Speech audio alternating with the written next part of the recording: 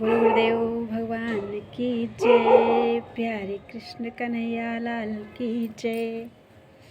श्रीमद् वाल्मीकि रामायण द्वितीय खंड का युद्धकांड चल रहा है और 15 सर्ग पूरे हो चुके हैं। आज 16वां सर्ग। षोडशः सर्गः। रावण के द्वारा विभीषण का तिरस्कार और विभीषण का भी उसे फटकार कर चल देना। सुनिविष्टं हितं वाक्यम् उक्तवन्तं विभीषणम् अब्रवीत् परुषं वाक्यं रावणः कालचोदितः। रावण के सिर पर काल मंडरा रहा था, इसलिए उसने सुंदर अर्थ से युक्त और हितकर बात कहने पर भी विभीषण से कठोर वाणी में कहा। वशेत सहसपत्नेन क्रुद्धेनासी विषेण च न तु मित्र प्रवादेन संवसेत् शत्रुसेविना। भाई, शत्रु और कुपित विषधर सर्प के साथ रहना पड़े तो रह ले, परंतु जो मित्र कहलाकर भी शत्रु की सेवा कर रहा हो उसके साथ कदापि न रहे। जानामि शीलं ज्ञातीनां सर्वलोकेषु राक्षस हृष्यन्ति व्यसनेष्वेते ज्ञातीनां ज्ञातयः सदा। राक्षस संपूर्ण लोकों में सजातीय बंधुओं का जो स्वभाव होता है उसे मैं अच्छी तरह जानता हूँ। जाति वाले सर्वदा अपने अन्य सजातियों की आपत्तियों में ही हर्ष मानते हैं। प्रधानं साधकं वैद्यं धर्मशीलं च राक्षस ज्ञातेयोप्यमन्यन्ते शूरं परिभवन्ति च। निशाचर, जो ज्येष्ठ होने के कारण राज्य पाकर सब में प्रधान हो गया हो, राज्यकारी को अच्छी तरह चला रहा हो और विद्वान, धर्मशील तथा शूरवीर हो, उसे भी कुटुंबीजन अपमानित करते हैं और अवसर पाकर उसे नीचा दिखाने की चेष्टा करते हैं। नित्यमन्योन्संहृष्टा व्यसनेष्वाततायिनः प्रच्छन्न हृदया घोरा ज्ञातेयस्तु भयावह। जाति वाले सदा एक दूसरे पर संकट आने पर हर्ष का अनुभव करते हैं। वे बड़े आततायी होते हैं। मौका पड़ने पर आग लगाने, जहर देने, शस्त्र चलाने, धन हड़पने और क्षेत्र तथा स्त्री का अपहरण करने में भी नहीं हिचकते हैं। अपना मनोभाव छिपाए रहते हैं, अतएव क्रूर और भयंकर होते हैं। श्रूयन्ते हस्तभिर्गीता श्लोकाः पद्मवने पुरा पाशहस्तान्नरान् दृष्ट्वा शृणुष्व गदतो मम। पूर्व काल की बात है। पद्मवन में हाथियों ने अपने हृदय के उद्गार प्रकट किए थे, जो अब भी श्लोकों के रूप में गाए और सुने जाते हैं। एक बार कुछ लोगों को हाथ में फंदा लिए आते देखकर हाथियों ने जो बातें कही थी उन्हें बता रहा हूँ, मुझसे सुनो। नागनिर्नान्यानि शस्त्राणि ननः पाशा भयावहाः घोराः स्वार्थ प्रयुक्तास्तु ज्ञातयो नो भयावहाः। हमें अग्नि, दूसरे शस्त्र तथा पाश भय नहीं दे सकते। हमारे लिए तो अपने स्वार्थी जाति भाई ही भयानक और खतरे की वस्तु हैं। उपाय में ते वक्ष्यन्ति ग्रहणे नात्र संशयः कृतस्नाद भयज्ञाति भयं कुकष्टं विहितं च नः। यही हमारे पकड़े जाने का उपाय बता देंगे, इसमें संशय नहीं। अतः संपूर्ण भयों की अपेक्षा हमें अपने जाति भाइयों से प्राप्त होने वाला भय ही अधिक कष्टदायक जान पड़ता है। विद्यते गोषु संपन्नं विद्यते ज्ञातितो भयं विद्यते स्त्रीषु चापल्यं विद्यते ब्राह्मणे तपः। जैसे गौओं में हव्य कव्य की संपत्ति दूध होता है, स्त्रियों में चपलता होती है और ब्राह्मण में तपस्या रहा करती है, उसी प्रकार जाति भाइयों से भय अवश्य प्राप्त होता है। ततो निष्टमिदं सौम्ये यदहं लोकसत्कृतः ऐश्वर्यम् अभिजातश्च रिपूणां मूर्धनि च स्थितः। अतः सौम्य, आज जो सारा संसार मेरा सम्मान करता है और मैं जो ऐश्वर्यवान कुलीन और शत्रुओं के सिर पर स्थित हूँ, यह सब तुम्हें अभीष्ट नहीं है। यथा पुष्कर पत्रेषु पतितास्तोय बिन्दवः न श्लेषम अभिगच्छन्ति तथा नार्येषु सौहृदम। जैसे कमल के पत्ते पर गिरी हुई पानी की बूंदें उसमें सटती नहीं है, उसी प्रकार अनारियों के हृदय में सौहार्द नहीं टिकता है। यथा सरदि मेघानां सिञ्चतामपि गर्जतां न भवत्यम्बुसंक्लेदः तथा नार्येषु सौहृदं। जैसे शरद ऋतु में गरजते और बरसते हुए मेघों के जल से धरती गीली नहीं होती, उसी प्रकार अनारियों के हृदय में स्नेह जनित आर्द्रता नहीं होती।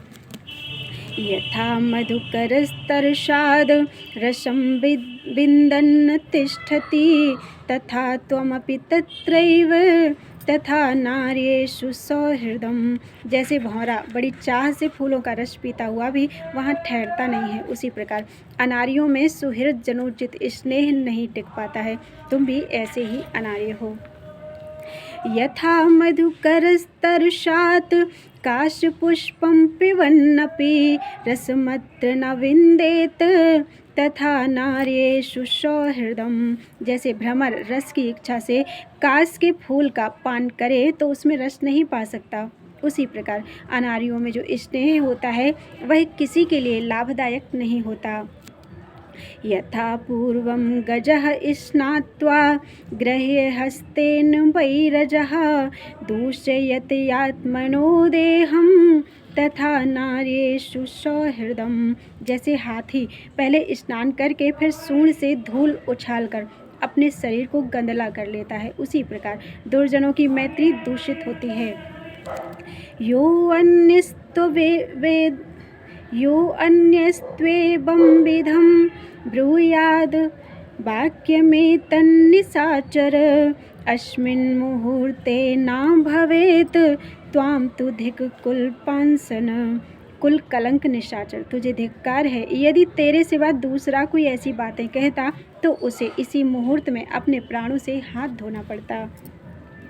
इत्युक्तः परुषं वाक्यं न्यायवादी विभीषणः उत्पपात गदापाणिश्चतुर्भिः सह राक्षसैः। विभीषण न्यायानुकूल बातें कह रहे थे तो भी रावण ने जब उनसे ऐसे कठोर वचन कहे तब वे हाथ में गदा लेकर अन्य 4 राक्षसों के साथ उसी समय उछलकर आकाश में चले गए। अब्रवीच्च तदा वाक्यं जात क्रोधो विभीषणः अंतरिक्षगतः श्रीमान् भ्राता वै राक्षसाधिपम्। उस समय अंतरिक्ष में खड़े हुए तेजस्वी भ्राता विभीषण ने कुपित होकर राक्षस राज रावण से कहा, सत्वं भ्रांतोषि मे राजन् ब्रूहि मां यद् यदिच्छसि ज्येष्ठो मान्यः पितृसमो न च धर्मपथे स्थितः इदं हि परुषं वाक्यं न क्षमां मे अग्रजस्यते। राजन, तुम्हारी बुद्धि भ्रम में पड़ी हुई है, तुम धर्म के मार्ग पर नहीं हो। यूँ तो मेरे बड़े भाई होने के कारण तुम पिता के समान आदरणीय हो, इसलिए मुझे जो जो चाहो कह लो, परंतु अग्रज होने पर भी तुम्हारे इस कठोर वचन को कदापि नहीं सह सकता। सुनीतं हितकामेन वाक्यमुक्तं दशानन न गृह्णन्ति कृतात्मानः कालस्य वशमागताः। दशानन, जो अजितेंद्रिय पुरुष काल के वशीभूत हो जाते हैं वे हित की कामना से कहे हुए सुंदर नीति युक्त वचनों को भी ग्रहण नहीं करते हैं। सुलभाः पुरुषा राजन् सततं प्रियवादिनः अप्रियस्य च पथ्यस्य वक्ता श्रोता च दुर्लभः। बहुत ही सुंदर श्लोक है, फिर से एक बार पढ़ देती हूँ। सुलभाः पुरुषा राजन् सततं प्रियवादिनः अप्रियस्य च पथ्यस्य वक्ता श्रोता च दुर्लभः।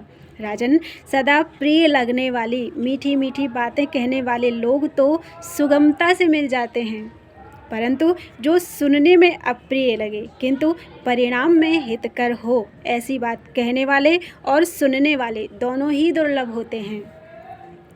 बद्धं कालस्य पाशेन सर्वभूतापहारिणः न नश्यन्तमुपेक्षे त्वां प्रदीप्तं शरणं यथा। तुम समस्त प्राणियों का संहार करने वाले काल के पास में बंध चुके हो, जिसमें आग लग गई हो उस घर की भांति नष्ट हो रहे हो। ऐसी दशा में मैं तुम्हारी उपेक्षा नहीं कर सकता था, इसलिए तुम्हें हित की बात सुझा दी थी। दीप्त पावक शंकासेः सितैः काञ्चनभूषणैः न त्वामिच्छाम्यहं द्रष्टुं रामेण निहितं शरैः।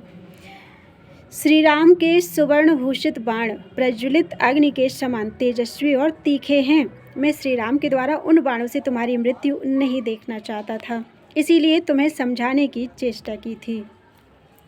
शूराश्च बलवन्तश्च कृतास्त्राश्च नरारणे कालाभिपन्नाः सीदन्ति यथा बालुकशेतवः। काल के वशीभूत होने पर बड़े बड़े शूरवीर, बलवान और अष्टवेत्ता भी बालू की भीति या बांध के समान नष्ट हो जाते हैं।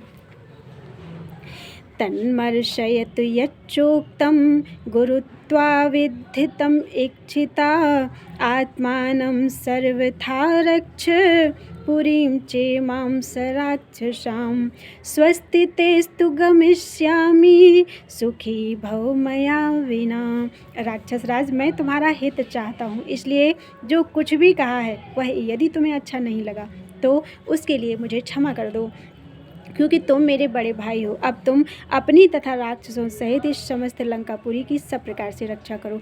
तुम्हारा कल्याण हो। अब मैं यहाँ से चला जाऊँगा, तुम मेरे बिना सुखी हो जाओ। निर्वाण्यमाणस्य मया हितैषिणा न रोचते ते वचनं निशाचर परान्तकाले हि गतायुषो नरा हितं न गृह्णन्ति सुहृद्भिरीरितं। निशाचर राज, मैं तुम्हारा हितैषी हूँ, इसलिए मैंने तुम्हें बार बार अनुचित मार्ग पर चलने से रोका है, किंतु तुम्हें मेरी बात अच्छी नहीं लगती है। वास्तव में जिन लोगों की आयु समाप्त हो जाती है वे जीवन के अंतकाल में अपने सुहृदों की कही हुई हितकर बात भी नहीं मानते हैं। इत्यादि से श्रीमद् रामायणे वाल्मीकि आदि काव्ये युद्धकांडे षोडशः सर्गः। इस प्रकार श्री वाल्मीकि निर्मित आज रामायण आदि काव्य के युद्धकांड में 16वां सर्ग पूरा हुआ। बोलो वृंदावन बिहारी लाल की जय।